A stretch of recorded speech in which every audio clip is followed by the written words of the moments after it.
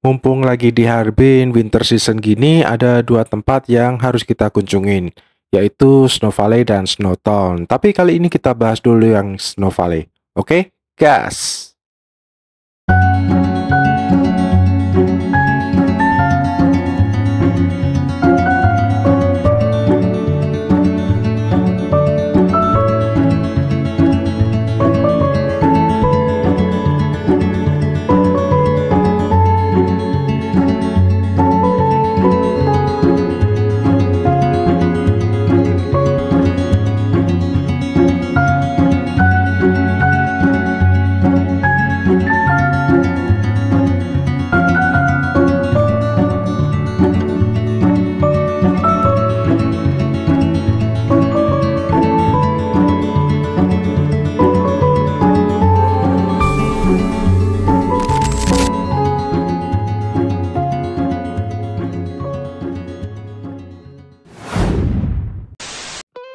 Welcome. Halo semuanya, selamat datang di Nook Story. Oke, melanjutkan dari postingan sebelumnya, kita masih ada di Harbin nih. Tapi hari ini kita akan mengunjungi Snow Valley menggunakan bus. Dan ini adalah pemandangan pagi hari jam 6 di Harbin melalui apartemen yang kami sewa. Ternyata besar juga ya kota Harbin. Dan sebelum video ini berlanjut, buat teman-teman yang belum subscribe, mohon supportnya untuk like video ini, share and subscribe dulu, dan aktifkan lonceng notifikasinya supaya kami bahagia. Oke, lanjut. Nah, akhirnya kita sudah tiba di dalam bis. Oke John, akhirnya aku nyampe juga di dalam bis. Dan perjalanan ke Snow Valley ditempuh dalam waktu kira-kira 6 jam ya, tergantung kondisi jalannya. Dari Harbin kota ke Snow Valley 6 jam. Dan aku sudah di dalam bis. Tapi kalau teman-teman bilang, oh di dalam bis pasti hangat, ya emang bener sih, di dalam bis lebih hangat daripada di luar, tapi tetap aja dingin. Tuh, masih keluar asapnya nafasnya, walaupun tipis-tipis, tapi tetap aja gila dingin John. A few moments later. Oke, perjalanan ke Snow Valley, kita mampir ke toilet umum. Kalau kamu lihat, kameranya shaking, tanganku kedinginan John. Suhu saat ini minus 15. Ada matahari sih, tapi tetap aja dingin. Dari pemberhentian terakhir kita masih melanjutkan perjalanan sekitar 2,5 jam. Dan akhirnya kita tiba juga di Snow Valley. Dan emang vibe-nya langsung berasa beda gitu. Wah, muka aku jadi glowing. Gara-gara salju semua, refleksi. Oke, begitu nyampe di Snow Valley, kita langsung diantar persis di depan penginapan. Karena waktu kita naik tadi, sopir busnya nanya penginapan mana, dan kita tunjukin bukti bookingnya, dan mereka langsung antar persis di depan hotel atau penginapan. Dan kita langsung masuk aja. Ya, ini adalah lobi sederhana, ya namanya juga penginapan di desa kan, Snow Valley. Dan lanjut, kita masuk aja langsung ke kamar. Ini adalah kamar yang akan aku pakai berempat. Dan ada yang unik di kamar ini, tempat tidurnya terutama. Nah, tempat tidurnya ini memang besar, tapi itu cor-coran dan keras, cuman dikasih kayak semacam busa tipis. Tapi yang unik adalah, nah, di tempat tidur ini, cor-coran ini, di dalamnya ada semacam penghangat atau perapian ya tepatnya. Jadi saat kita tidur di dalam itu berasa hangat, tidak dingin sama sekali. Jadi dua-duanya ini memang ada perapiannya di dalam, kayak penghangat gitu. Nggak tahu sistemnya gimana, tapi kalau yang di depan, nah itu pakainya perapian kayu bakar. Dan di penginapan ini kita bisa sewa juga gaun-gaun gini nih, gaun-gaun tradisional ya, buat foto-foto. Dan itu gratis John, gratis, nggak perlu bayar. Jadi kita bisa puas-puasin deh buat yang suka foto-foto. Lanjut, kita ke seberang. Di sini banyak resto-resto nih. Selain resto juga ada minimarket ala-ala desa gitu. Oke, aku udah pesen makan buat siang. Sambil nunggu makanannya jadi, Oh ya, licin John. Sambil nunggu makanannya jadi, foto-foto dulu. Nih hati-hati nih, jalannya licin banget. Sumpah beneran. Ini awalnya tuh cuman salju, tapi karena sering dilewatin mobil, jadi mungkin pas mobilnya lewat kan panas tuh, jadi mencair terus membeku lagi, jadi lebih licin. Even pakai sepatu gunung juga nggak ngefek kali John, licin. Jadi mending jalannya di tempat yang salju gini aja, jangan yang udah jadi es. Dan ini adalah penampakan dari Snow Valley, dan konon katanya nanti malam ada party gitu di seputar sini. Jadi ya udah, nanti kita lihat. Dan ini adalah owner dari penginapan kami. Mungkin karena dia sudah terbiasa dengan dinginnya lokasi ini, jadi dia nyantai aja, nggak perlu pakai jaket tebal. By the way, orangnya ramah banget loh ini orang. So, aku highly recommended buat teman-teman yang ke Snow Valley, menginaplah di tempat si Laupan satu ini, karena emang orangnya ramah bener. Wah, takut. Adem banget John. Oke, selesai foto-foto kita langsung balik lagi ke penginapan, karena tampaknya makan siang kita udah jadi. By the way, yang masak adalah family dari si owner, jadi yaudah kita balik aja. Dan dalam perjalanan pulang aku baru notice nih, ternyata setiap rumah yang ada menyediakan kayu bakar, jadi memang pengapiannya masih tradisional banget ya. A few moments later. Ini anak kalau makan sukanya minum air putih yang biasa, nggak panas nggak dingin. Adanya air panas, jadinya ya udah didinginin di luar. Dan ternyata di penginapan ini ada juga nih satu wahana tradisional, yaitu seluncur salju gini nih, di atas salju gini nih. So nggak pakai lama si bocil langsung coba ini wahana. Walaupun ini sebetulnya buatan sendiri kan, bisa kita lihat bahwa cuman kayak salju ditumpuk-tumpuk itu disusun, lalu dikasih air sedikit biar agak mencair jadi es lagi. Dan nggak pakai lama juga si mama akhirnya juga ikut-ikutan nih.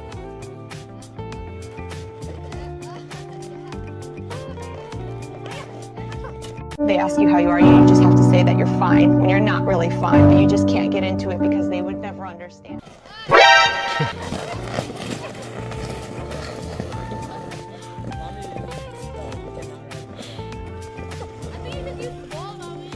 She's too old.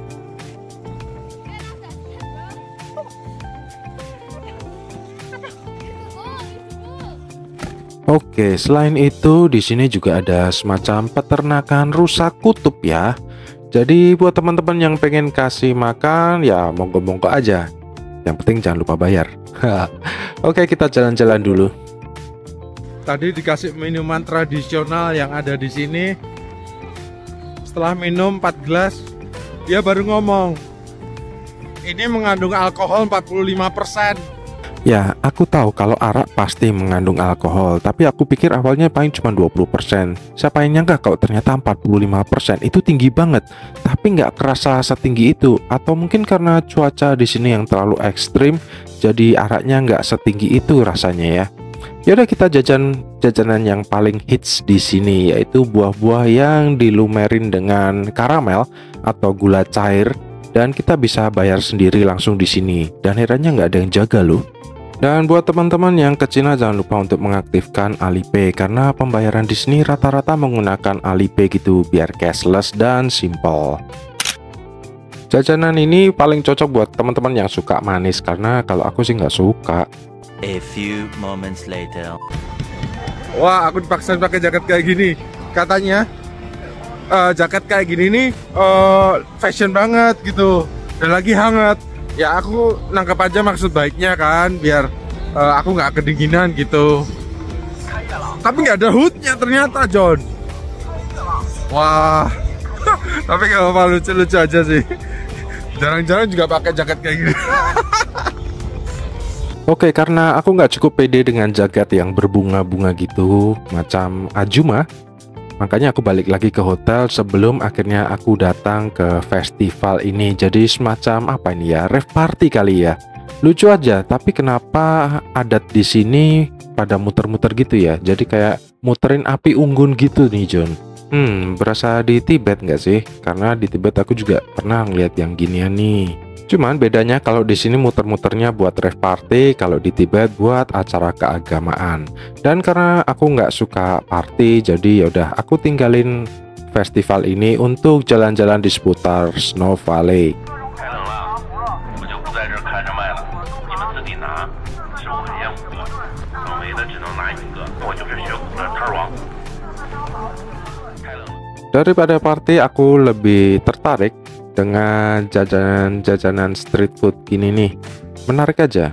Selain banyak buah-buah yang dilumerin dengan karamel, di sini juga banyak bakar-bakaran nih John. Dan yang menariknya, mereka langsung bakar di tempat.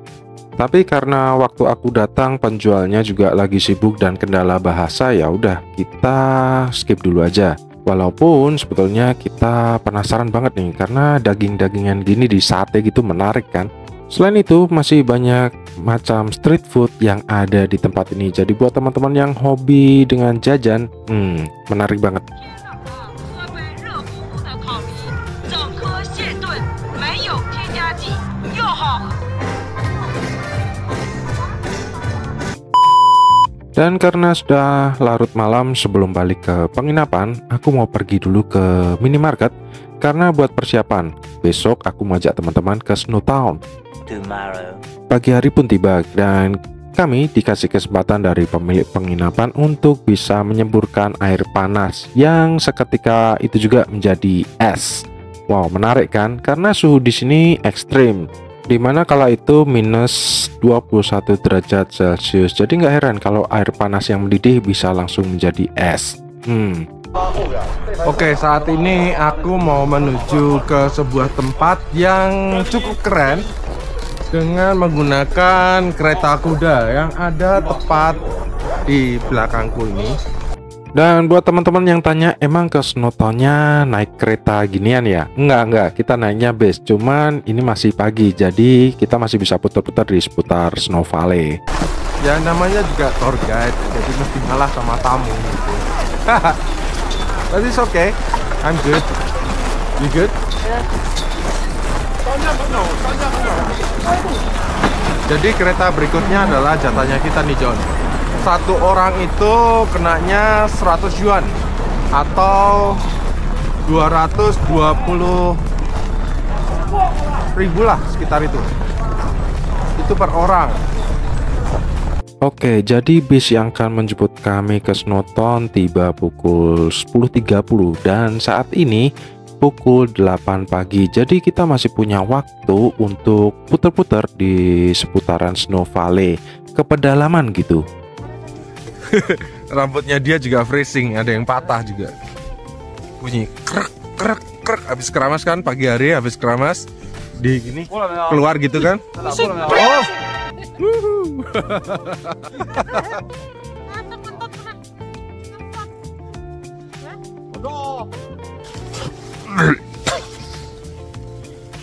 John, kalau kamu naik kereta kuda di sini itu jaraknya dengan pantat kudanya itu dekat. Jadi kalau mereka habis biasanya sama bau pupnya gitu kan.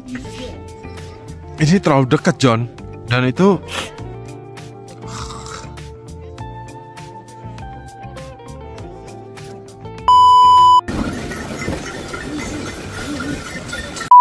aku dikejar kuda. Kuda Cid.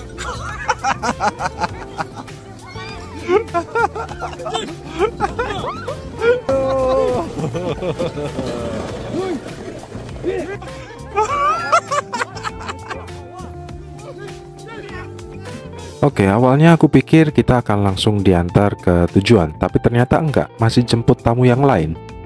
Oke, di belakangku ini ada Wuling Cortez dengan logo Baojun. Oke, sekarang kita berangkat lagi. Jadi satu kereta itu ada beberapa penumpang, beberapa rombongan gitu ya. Belum tentu kita aja satu rombongan satu kereta, enggak.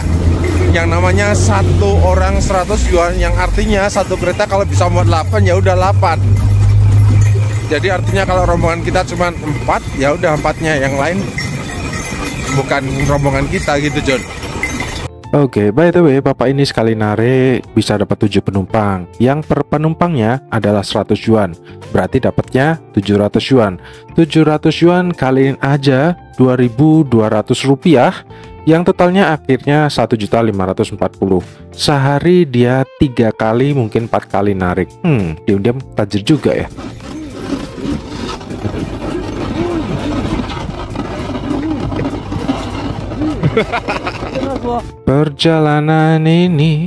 Perjalanan menuju ke pos pedalaman kira-kira memakan waktu 20 menitan. Jadi kalau pulang pergi berarti 40 menit ya. Dan akhirnya kita nyampe juga di pos pemberhentian yang tepatnya ada di samping sungai yang membeku. Dan daripada kepo, kita deketin aja. Ya namanya juga penasaran kan, gimana sungai di suhu minus. Dan ternyata benar, sungainya membeku dan tertutup salju. Jadi seperti nggak ada sungai di sini, padahal di situ sebetulnya ada sungai.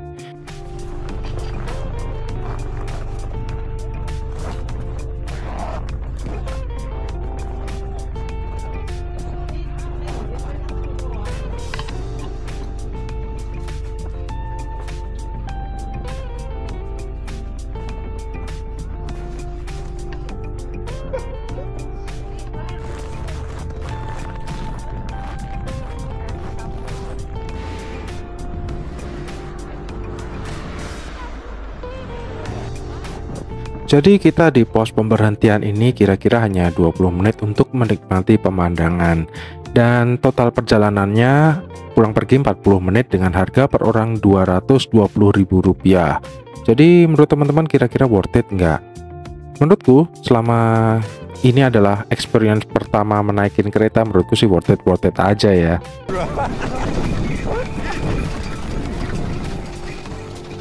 Sekitar pukul 9.15 kami berangkat pulang ke penginapan karena jam 10.30 nanti kita akan dijemput oleh bus yang akan mengantarkan kita ke Snow Town, yang pastinya akan aku posting di postingan berikutnya minggu depan. So sekarang saatnya undur diri, nantikan postingan kami berikutnya. Saya Emmanuel Nuk, pamit, bye.